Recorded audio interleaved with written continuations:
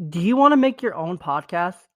Well, let me tell you, Spotify's got a platform that lets you make one super easily, then distribute it everywhere and even earn money all in one place for free. Yes, for free. It's called Spotify for Podcasters.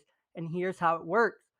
Spotify for Podcasters lets you record and edit podcasts right from your phone or computer. So no matter what your setup is like, you can start creating today. Then you can distribute your podcast to Spotify and everywhere else podcasts are heard. Video podcasts are also available on Spotify. And when you want to take conversations with your fans to the next level, Q&A and polls are the best way to get them talking. With Spotify for Podcasters, you can earn money in a variety of ways, including ads and podcast subscriptions. Best of all, it's totally free with no catch. Ever since we discovered Spotify for Podcasters, we have been able to create the Young Dad podcast as well as another podcast called Ball Boy Talk. It has been incredible for us and it's given us this platform where we're able to reach so many people worldwide on a dozen different streaming platforms for free. It's easy, it's simple. I highly recommend you give it a try if you want to make your own podcast. Download the Spotify for Podcasters app or go to www.spotify.com/podcasters to get started today.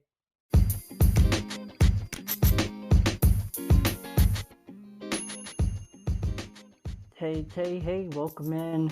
I know this isn't your usual amazing young dad podcast. Schedules got a little crazy. Things came up. Life happened. Happens to all of us. Happens to the best of us. But I have some amazing things to announce. We have fully booked out season 3 of the Young Dad podcast, and we are so excited for some of the amazing guests that we have planned.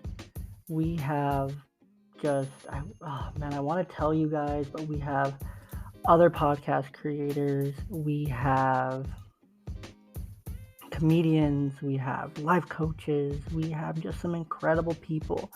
We're going to talk about everything from divorce to being the whole parent to rad dad vibes, the art of fathers, fatherhood, council of fathers, just so many amazing people. Those are some Easter eggs I just dropped for you. So make sure you pay attention. And if you check our Instagram page and you see who we follow, you're going to see a lot of the people that we're going to be talking to here for the rest of season 2, which ends on 5/3. We have some amazing guests over the next couple weeks. Six-figure dad, superhuman fathers. We're going to get hilfed by Don Brody. And then we're going to talk. We're going to end our season with Dad Can We Talk? And we are so excited for these guys to come onto the podcast. Today, a little bit different. We're bringing back a guest interview from way back in the beginning with Brad from Baseball Together. Brad's a dad with a daughter on the spectrum and another amazing son and an even more amazing partnership that he has with his amazing wife. Brad is a great example of what it means to commit to being a team, to commit yourself to your kids, to your family, and to what you love most. And this interview was awesome. I wish we would have talked longer. I'm gonna get him back on. We're gonna hit this one again, but we really hope you enjoy this one. Really hope you enjoy your week. Have a great week. Stay blessed. Stay safe. And we're gonna hit you next week with some amazing interviews, and in the weeks to come.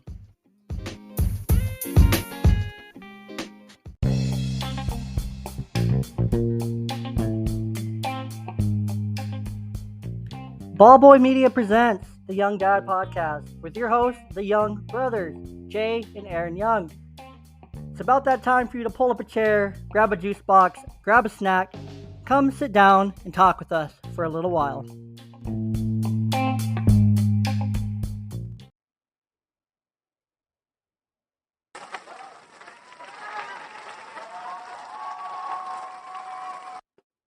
Well, our audience is excited to have you, Brad.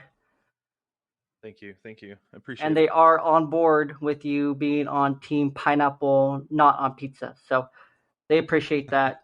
All of our live studio audience is pre-screened for their preference. So and I have to approve them. So, Brad, you have two children, two kids, correct? I do, an 8-year-old and a 6-year-old. 8-year-old boy and 6-year-old girl. Awesome. And you've been married for 14, going on 15 years, according to your wife's Facebook. Yeah, that's correct. Yeah. I Dang, can't believe it's been that long. that is a long time. That's three times as long as I was married for. And you are also a heck of a baseball content creator. You're an awesome friend. However, you and I have never really talked much of outside of our like family dynamics and baseball. So we're gonna change that now that you're on this side of it and you're coasting today. Tell me Sweet. a little Let's do it. bit about both your kids. So let's start with Wilson first. So Wilson is 8 years old. He's typical, and he is, and say that in so many ways that he's also a typical boy. He walks around our house pretending to shoot us because he thinks it's funny. He loves all the things that fart jokes and everything and burping that goes along with being an 8-year-old boy. Yes. Um, yeah, he's a ton of fun. We have so much fun with Wilson. He's a he's a great kid. He's a great brother to his sister. Like we tell him that all the time, just because we feel like that's something that's really important. That he's really patient with her, because it's hard to be patient with a sister who's as severely autistic as Stella is. So Stella's 6. She's on the spectrum. She's level 3 nonverbal autistic. When she was initially diagnosed when she was 2. I guess we could just get into it. Do you mind if we just get into it with Stella right now? Yeah, let's definitely get into Okay. Estella. So again, she also has a special diagnosis, correct? So she's on the spectrum, Right. like And you just so, explained. yeah, so she was diagnosed when she was 2 with level 2 nonverbal autism. And Okay. then she had, and it's crazy how it was like, how it came about because my wife, like, we moved to Idaho, and one day she's like, I don't think she can hear us. I was like, what do you mean? Of course she can hear us. She was What? like, no, watch. And she's sitting there on the floor and she calls her name and she never answered. I'm like, oh. So we took her in and got her hearing checked. And turned out she had a ton of fluid behind her ears, and the doctor's like, she needs to get tubes. We're like, okay. And at this point, her speech was delayed, and they assumed it was because of the fluid behind her ears. Okay. So they, with the infant toddler program, they came to the house. They were doing an evaluation to get her ready for speech therapy. But within Mm. like 5 minutes of being there, the conversation shifted from speech therapy to asking questions about uh, her potentially having autism. And we're kind of like, huh, okay. Hadn't thought about it, but we're seeing it now. So, Yeah. because, we were thinking about certain things she did around the house, and it got to be more pronounced as she got to be a little bit older. And before we were actually able, it was like 6 to 8 months or something like that before we were ever able to get in to meet with the autism doctor to get an official diagnosis. But we saw stuff around the house, like she would get toys and she would perfectly line them up, like perfectly lined up, At right? 2 years old. At 2 years old. Yeah. Huh. Like, well, and like there were things that there were sometimes too, she'd sit and she would put stuff in front of her. It was exactly to the edge of her reach, and she would have a perfect radius of toys. It was almost like an arch around her, and she would line up shoes with all the toes pointing in, and they would be a perfect arch out in front of her. And so just like Wow. really sequential things like that, and there were some behavioral things, like um, leaving anywhere or like really big fits that probably were not quite appropriate for a 2-year old, things like that. And Mm-hmm. so we knew, like, we had a really good idea before we ever got a diagnosis that Stella was likely to have autism. We just didn't know how severe. And so we got that diagnosis when she was 2, and the doctor was like, but with years of therapy, I was like, she's 2, right? He's like, yeah. I was like, she could eventually get to the point where she grows out of it. So anyway, fast forward to when she gets her tubes. Um, she had to have them done twice. And so the second time they're like, let's do some genetic testing and see if there's anything to go along with her autism diagnosis. And that's when they found out that she has a microdeletion. It's called, let me find it exactly. It's the deletion of the 2q23.1 chromosome. It's called a Okay. microdeletion because it's just like a tiny little thing that's not there. And it's part of MBD5 or man's. Um, and so that is actually what has caused her autism. So things that go along with that, motor delays, severe speech and language impairment, which is where that comes from with Okay. her. Like I said, autism is a big part of it. Short attention span, self injury. Sometimes she'll like hit herself or hit her head against the wall, things like that. She's actually gotten a lot better with therapy, which is really good because sometimes that's kind of scary stuff.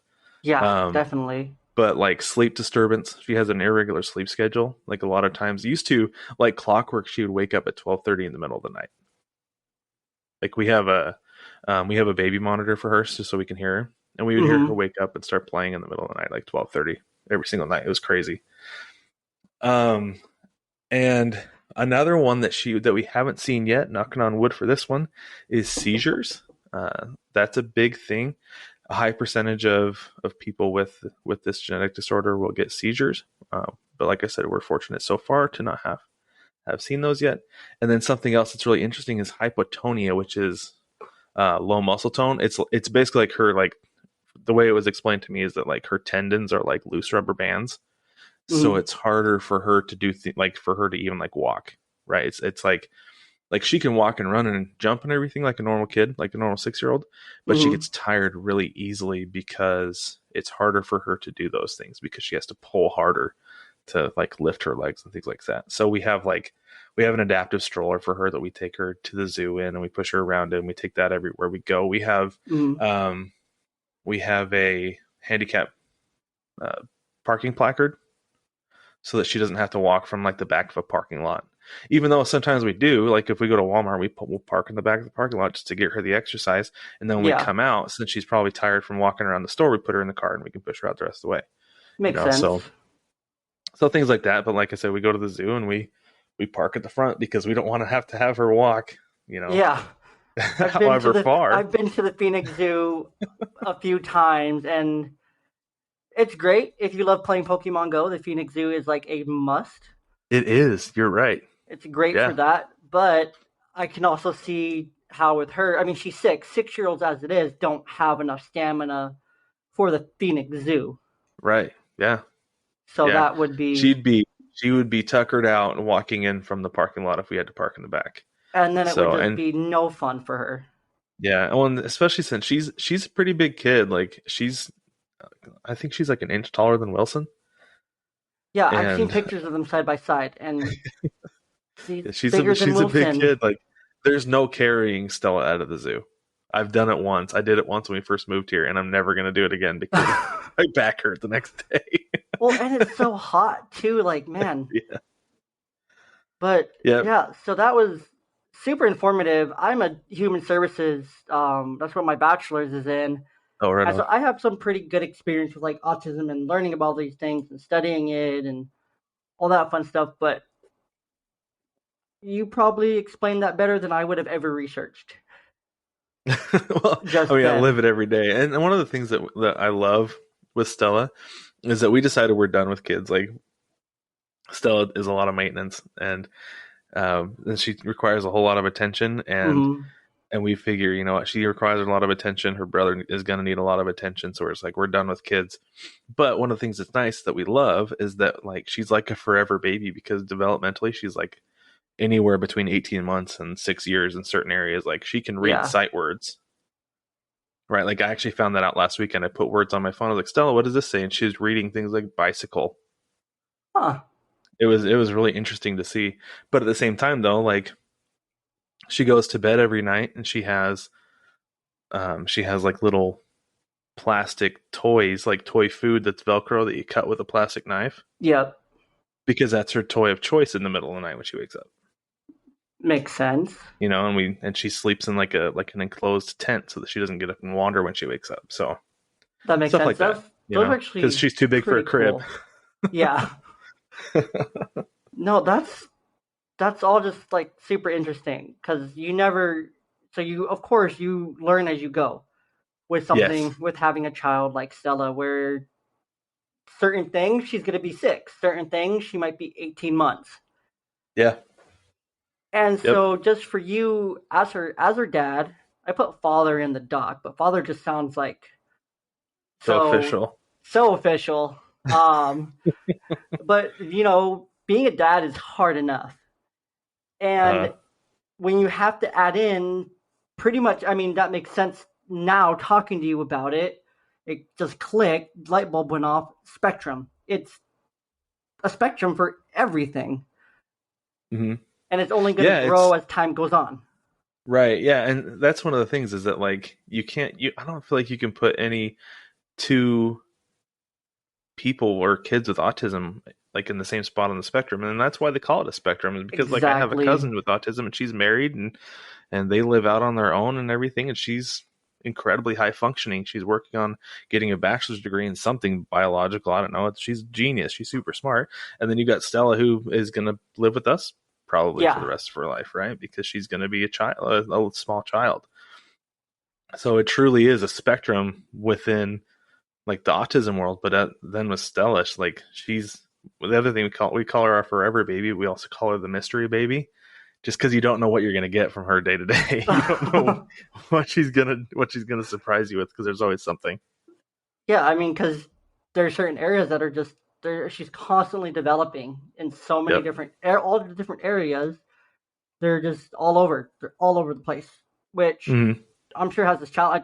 I can't even imagine how hard that must be, but also Well, so fun and exciting it at the is same fun. time. It's a lot of fun and it's really exciting because it's one of the things that's really fun. It's like this last weekend because she identified a song on the TV. It was a picture that had not been there before. She wanted to watch a Jingle Bells music video from Super Simple Songs. I'm sure you're familiar. Very, yep. And uh, but the thumbnail was different. It was not one that she recognized. But so she identified. I'm sure she pointed out and recognized the words Jingle Bells. So she Mm, pointed at it because that's something she's learned to do. She's learned to point to a lot of things because she can't always communicate to us what she wants. And I was like, huh. I wonder if she recognized the words. So that's when I started putting the words on my phone, and we all just like I told her therapist last week. I was like, "This is amazing." She's like, I knew it." She's like, "I knew she could. We just haven't gotten there yet." So yeah, she's always surprising us with things that she can or maybe can't do. It's a lot of fun to play around with. yeah, and yeah, that's just it seems super fun, and it seems like there's so much that could be, that you and Mel could have both done for just kind of saying, oh, you know what, we're just going to chalk it up here. We're just going to chalk it up to that. We're just going to chalk it up to the diagnosis. But, Hmm. just talking about it with you, it seems like you guys have just really embraced it. Like, full on 100%, like feet first into the deep end. Well, I think that we did, and I think part of that is because she was so young, right? Mm-hmm. And so I mean, we get a lot from a lot of people. They'll see us with her when she's like pitching a fit or something. She's like this giant 2 year old, pitching a fit on the ground Yeah. at like Walmart or whatever. People say to us all the time, like, "Oh my gosh, that must be so hard." And I'm like, "No, it's not as hard as you think because my wife didn't give birth to a 6 year old with autism, right? Yeah. So just like they say, you don't give birth to a teenager. You grow into it and you adapt as you go with them. That Stella, being Stella, is just our everyday. It's our normal, right? So we've learned to roll with the punches with Stella, sometimes literally. Yeah. Oh, no. It happens. Yeah. but It's okay. I but still just get kind of roll with randomly that hit in the stuff face by and my kids. yeah, yeah. So yeah, I don't know. It's gotten to be one of those things where it's like I think we really benefited from her being so young with her diagnosis and having a lot, I guess, a better idea of what was coming our way, especially when we got the genetic diagnosis. That was crazy because they told us at the time, they're like, there is like 100 people in the world with this diagnosis that we know of right now. Dang. And so my first thought at the time, I was like, well, Stella is elite. Elite. Yeah, I mean, out of 3 billion people, or 7 billion? 11? Something 7? like that. I don't know. A With however lot, and many only about billion 100 people in the diagnoses world, at a time. in the There's been more world. since then because my wife is part of a Facebook group I think that has like 1,000 people in it, so there's got to be more now. But yeah, it Yeah. was like 10 years ago. There's only 100 people, and so it was really intense. Dang. We're like, dang, that's crazy. No, that's often, and I love how you phrase that. Like, Scylla's elite. Like, she's not different. She's elite. Yeah, Just that's right. goes to the embracing. And honestly, shout out to that, whoever was doing that assessment for you at the beginning, Hmm. saying, hey, I see this from my training. Have you guys considered this? Like just having that conversation and bringing it up It because was that is seriously, Joel, it was like the craziest thing. It was a speech therapist. I think we met her maybe two more times after that because she's passed off to a speech therapist, but she was like one of the evaluators. And the fact that mhm, she could see Stella within just a few minutes and be like, there's more going on than just her having fluid in her ears. yeah. Right. No, that's just Yeah, it was crazy. that's so huge. Like shout out to whoever that, human service professional is like cuz not all of like even people who I go to school with and talk to and have discussions with like they're not there. They don't just recognize it and they're like, "Oh yeah, well I would ask someone else to have this conversation or I don't know just based off this case study." It's like how can you not tell like yes, this is the problem, this is the problem, this is the problem. Like that's what you need to address is Hmm. what you need to bring up. Like you have to have that conversation. So just going back there, like huge shout out to that person. But for you having, kind of a forever baby mystery mystery machine, Stella, how has that personally changed you as a dad and as a person? Well, as a dad, it's certainly made me more patient. And I think more aware of how I react to things. Like there are some times where and I hate that this happens. It happens to both of us sometimes that like Stella will be really hard for when she's hard, it's like stretches because she has such a hard time coming down from her negative emotions. I shouldn't say negative emotions, from her big emotions. Like if Mm-hmm. she gets really sad about something, it can take her 30 to 45 minutes to settle. Mm-hmm. And then when that happens, sometimes the tension in our house is really high because she gets destructive.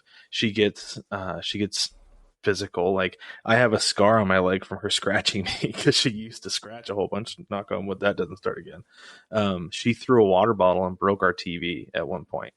Like Oh a lot of wow. that has toned down, but it can get really tense in our house. And sometimes, unfortunately, if Wilson is doing something and we snap at him because we're tense, right?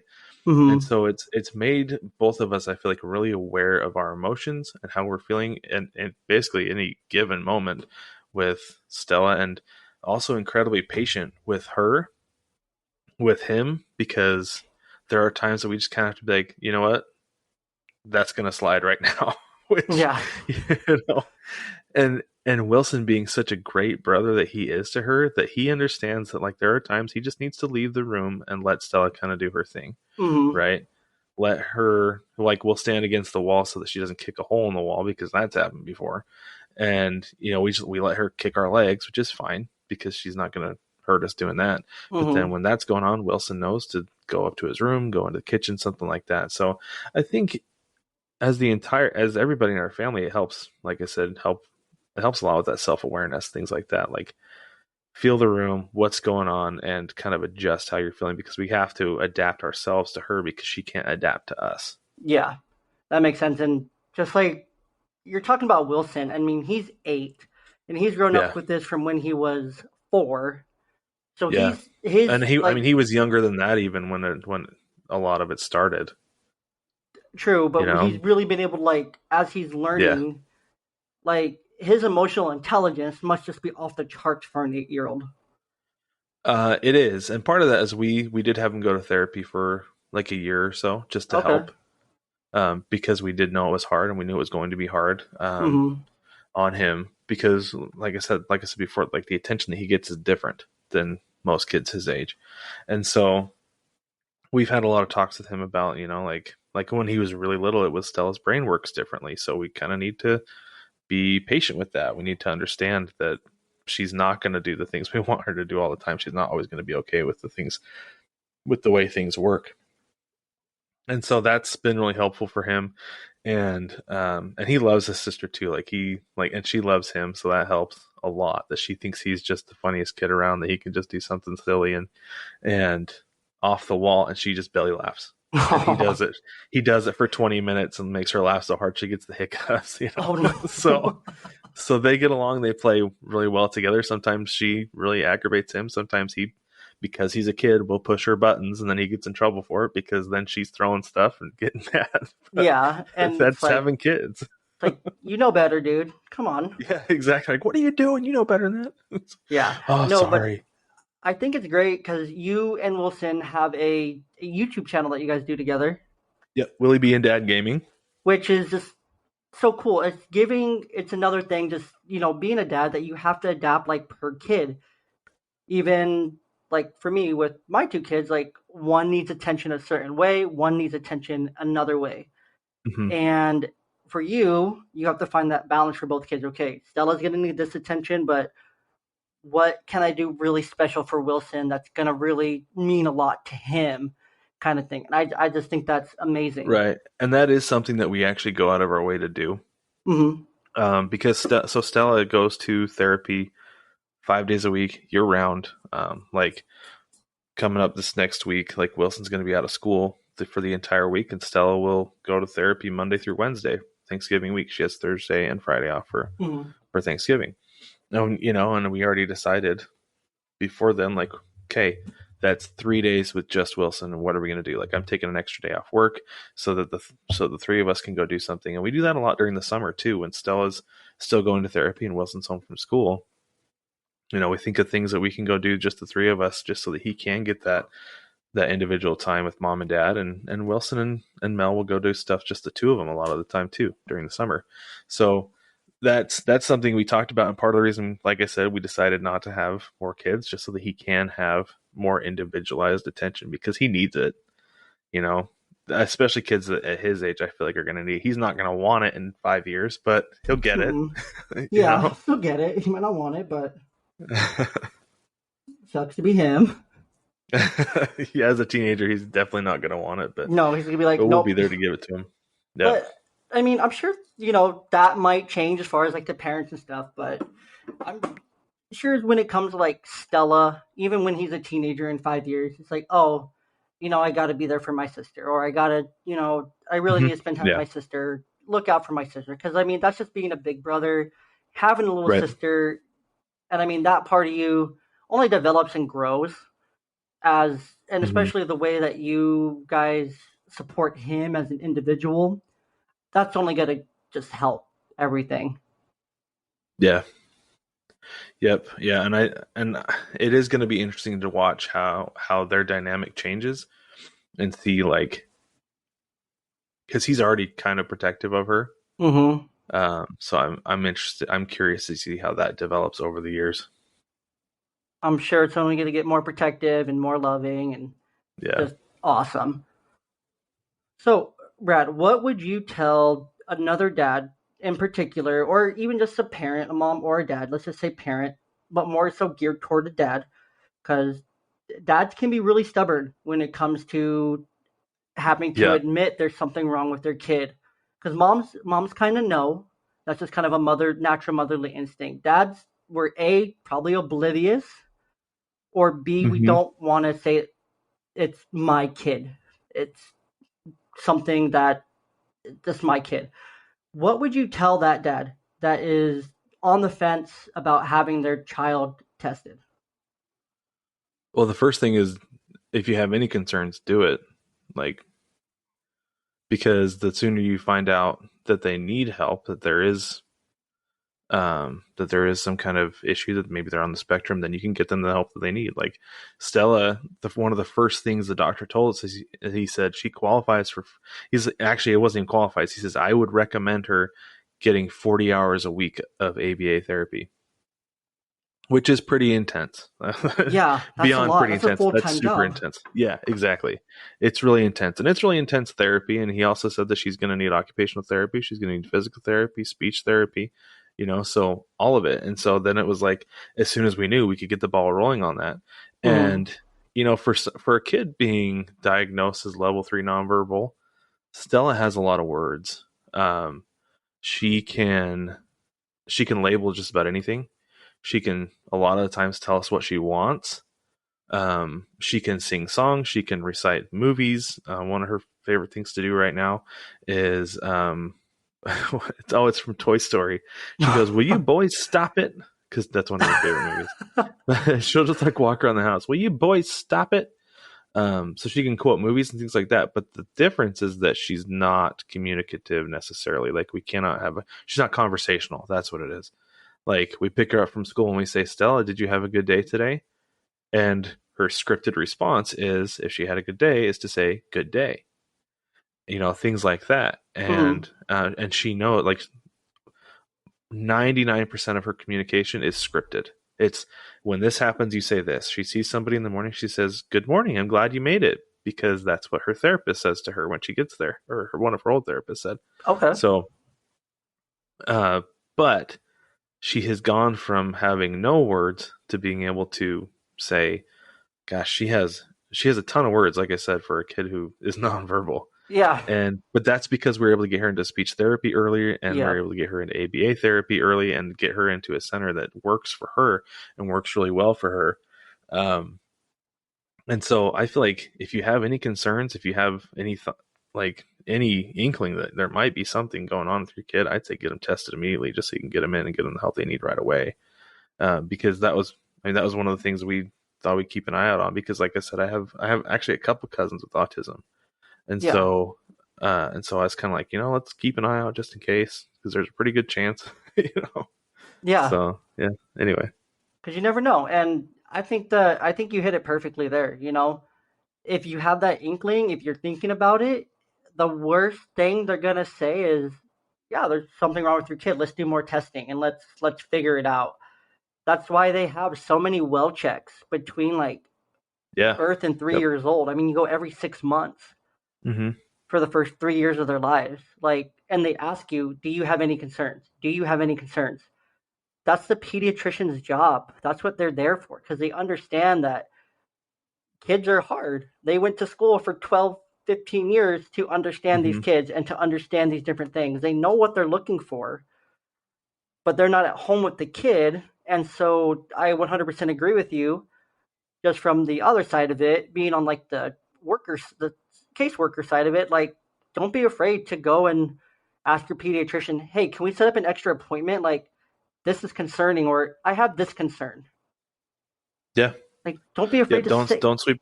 Yeah, I would say don't sweep it under the rug. Even if it's 100%. something small, like Stella, Mel thinking that, like I said, all started with Mel thinking that Stella couldn't hear us, and that got the ball rolling on everything. So anything at all. Agreed. Agreed. And lastly, what is a piece of advice or two for a new slash expecting father of their first kid who may have recently been told by a doctor that their child's on the spectrum? Like that first like moment, they're like, "Oh my gosh, it's like hitting me." What would you tell that dad? Honestly, the biggest thing is, um, get together with your spouse, your partner, your wife, and decide that you're going to be a team with everything. Because the divorce rate among parents with an autistic child is like it's 80%. That's crazy because the Yeah, normal rate is 50% or right. something now. Yeah, before Stella was diagnosed, I saw that it was like 60, but it's up to 80%.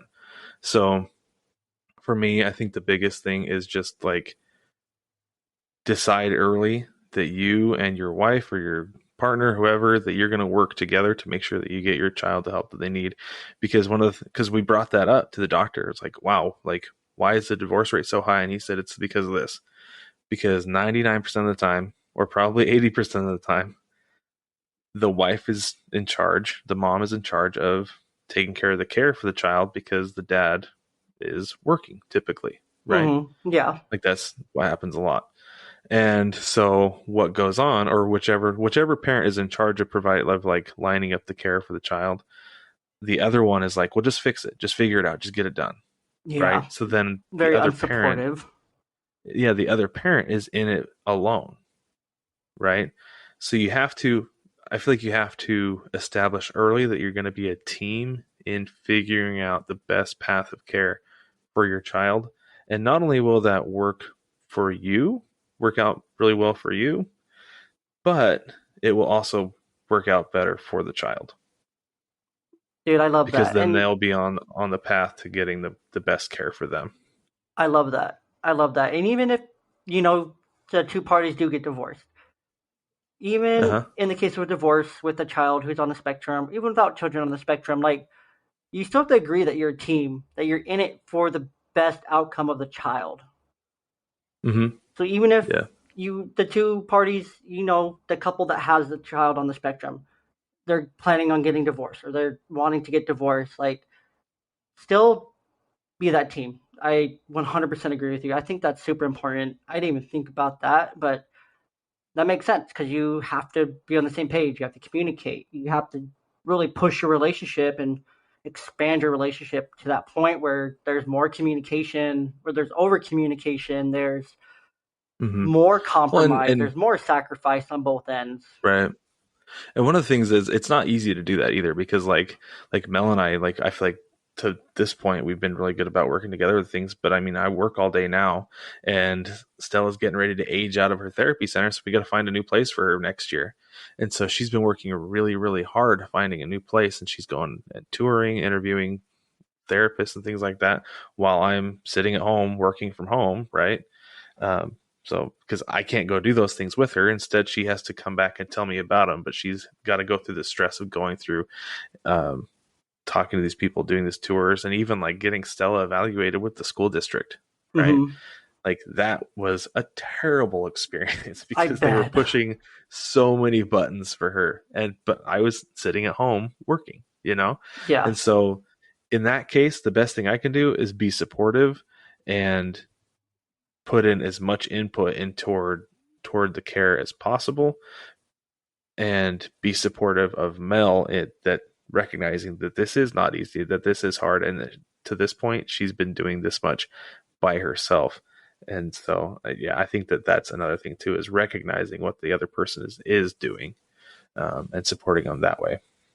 I think that's awesome because yes, there's only you're kind of limited on what you can do for input and kind of being present for that, but you're supporting your partner, you're supporting your wife, you're supporting her as a person as she goes through all this, you know. Mm-hmm. However that Yeah. looks like for you, you know, at home or whatever it might be, but you're supporting her in the ways that she needs supported so that she can do those things. And I think that's perfect. My only thing that I can think of for this is you kind of hit it early as you were kind of talking about all this is embrace it. Yeah. Really Yeah, and just you have to. I mean, it's your new normal is the big thing. So you can't fight it, you can't run from it. You've got to embrace it, and it's gonna be messy and it's gonna be really hard. But a lot like I feel like most of the time with Stella, it's really fun because she's really fun to play with because she's just a big baby. yeah, I think that's awesome. Just I love it. I love it so much. We're gonna take another quick break. Then we're gonna do a special draft.